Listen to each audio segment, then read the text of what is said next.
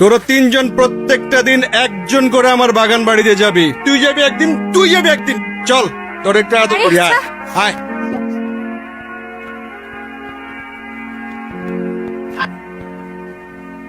জিতু আগুন ছেলে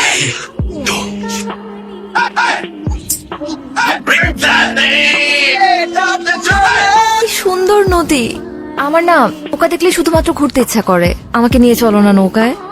এশা আজকে থাক না, আমরা না হলে আরেকদিন প্ল্যান করে এসে ঘুরে যাব। বস, আপনি ওই দিন ছেলেটাকে যে থাপ্পড়টা দিলেন না, আমি তো দেখেই ফিদা হয়ে গেছি। আরে আপনার সানগ্লাসটা তো সুন্দর আছে, দেখি দেখি আমি পরলে আমাকে কেমন লাগে।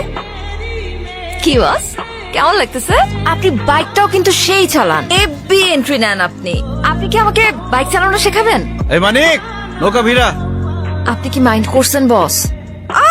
কি হলো? রক্ত পড়ছে। আসেন, হসপিটালে যেতে হবে। আরে জিতু ভাই, আপনি কোনো সমস্যা? আপনার হাত কেটে গেছে। তেমন সিরিয়াস কিছু না। আপনাকে অনেক ধন্যবাদ। আপনি সুপারিশ না করলে আমার হাজবেন্ডের চাকরিটা হতো না। সব আপনার জন্যই সম্ভব হয়েছে। আরে কি যে বলেন না। চলেন। আমি কি বাঁচবো? কিচ্ছু হয়নি। রিপন ভাই, তুমি কাঁদতেছো কেন? আমি মনে হয় আর আমার বাচ্চাটাকে আর বাঁচাতে পারবো না জিতু। কি হয়েছে? ডাক্তার বললো আমার বাচ্চাটার হার্টে নাকি ছিদ্র, কয়েকদিনের মধ্যে অপারেশন না করলে বাচ্চাটা আমার আর বাঁচবে না জিতু। এত টাকা কোথায় পাবো? চলো আমার সাথে, ডাক্তারের সাথে আমি কথা বলবো। আসো।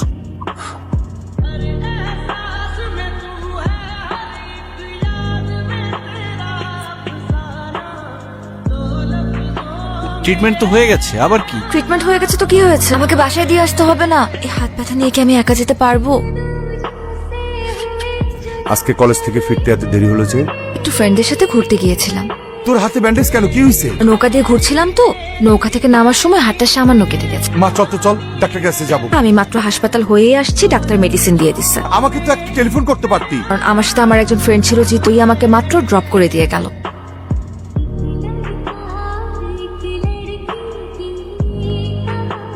কিরে, তোরা না আমার ফ্ল্যাটে যাইতে বললাম, গেলি না কেন? আমি যাব না। কেন যাবি না? তুই আজকেই যাবি। তুই কি বলছি, যাবি? যাব না, আমার ইচ্ছা। কেন?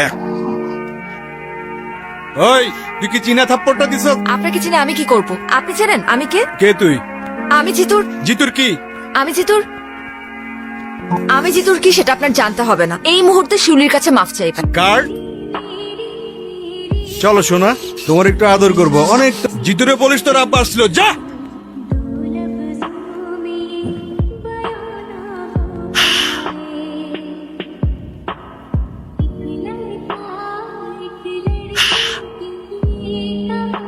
ভাই আজকে ভার্সিটিতে কিন্তু সেই মজা হয়েছে। না আটকালে কিন্তু আরো মজা হইতো ভাই। হ্যাঁ, আরে তোর জন্য তো অপেক্ষা করতেছি। আয় আয় আয় আয় খালেদ, জানি আয়।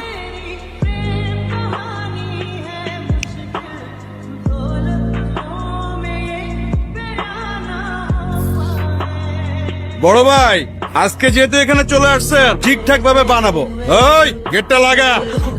ভাই, জিতু ভাই তোকে ডাকি তালা মেরে দিছে। খুব ভালো হয়েছে। ওই হাসপাতালে পাঠানোর ব্যবস্থা কর।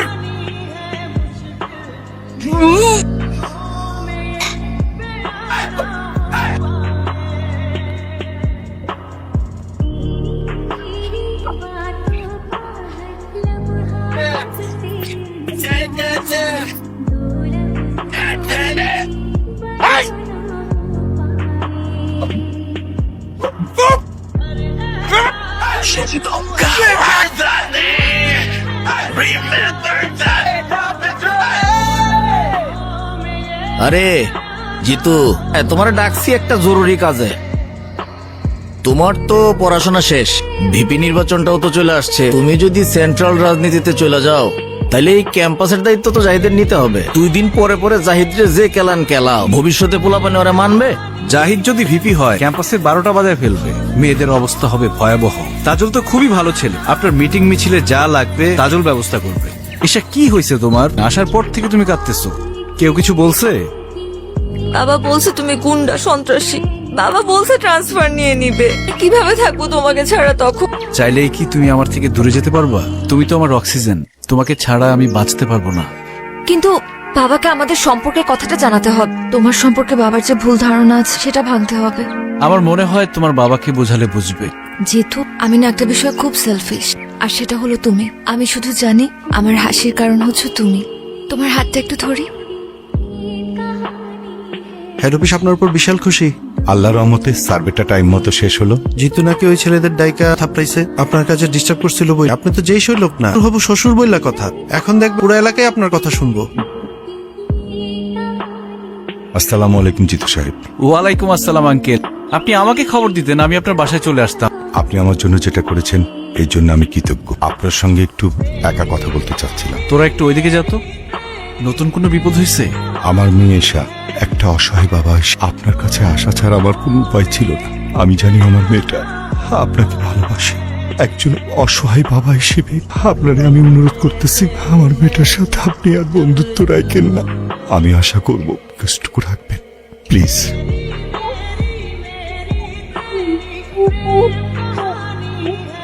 তোমার সাথে আমার কথা আছে জিতু। কি হয়েছে? লাইব্রেরিতে তখন ইগনোর করলা, ক্লাসে দেখেও না দেখার ভান করলা। সমস্যাটা কোথায় হচ্ছে বলো তো? তোমার বাবা এসেছিলেন আমার সাথে দেখা করতে। উনি বলেছেন আমাদের বন্ধুত্ব যাতে আর না রাখি। আমার কথা এখনো শেষ হয় নাই জিতু। বাবা বললো আর তুমি মেনে নিলা। তুমি তো চাইলেই যখন তখন আমাকে ছেড়ে চলে যেতে পারো না এভাবে। কিন্তু তোমার বাবা সে বলল আমাদের মধ্যে নাকি কোনো ভালোবাসা নেই, যা আছে সব তোমার মোহ। দেখো এসা, আমাদের বিচ্ছেদ মেনে নিতে পারি, কিন্তু একসাথে থেকে আমাদের দূরত্ব আমি মেনে নিতে পারবো না। আমি চাই না এসা শুধুমাত্র আমার জন্য তুমি তোমার বাবার থেকে দূরে চলে যাও। আমি এটা চাই না। তুমি জিতুকে কি বলছো বাবা? একজন বাবা হিসাবে যা বলা দরকার আমি তাই বলছি। তুমি এমন কোনো কথা বলতে পারো আমার ভালোবাসার মানুষটা আমার থেকে দূরে সরে যেতেছে তোমার কথার সম্মান রাখার জন্য? দেখ মা, একটা রং মানুষকে ভালোবাসবি আর আমি সেটা মেনে নেব। জিতু তো রং মানুষ না বাবা, বরং তুমি তাকে রং ওয়েতে দেখছো। কতগুলো পরিবার ওর জন্য খেতে পারে তুমি জানো? বিনা পয়সায় কতগুলো মেয়ে ডিগ্রি পাস করছে। তোর সিদ্ধান্ত কি? আমি চাই জিতুকে বিয়ে করতে, সেখানে তোমার মত থাকুক আর নাই থাকুক। আমি এক্ষুনি জিতুকে বলবো আমাকে এসে নিয়ে যেতে।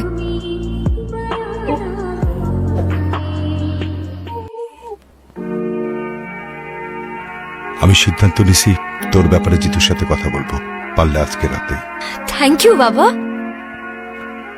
হ্যালো বাবা, তোমার সাথে আমাদের ব্যাপারে কথা বলতে এখনই আসতে হবে। আচ্ছা ঠিক আছে, আসতেছি। জিতু!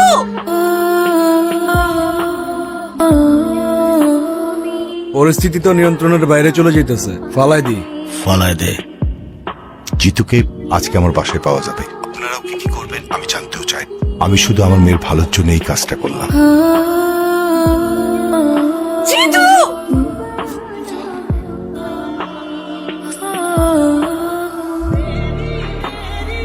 জিতুর ম্যাগজিনটা খালি করে রাখ। ঠিক আছে।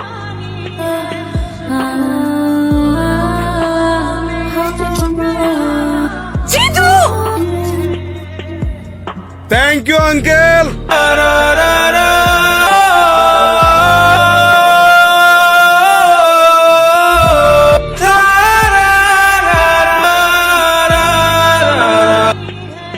মারে, আমার উপরে কষ্ট রাখিস না। বাবা তুমি খাও তো।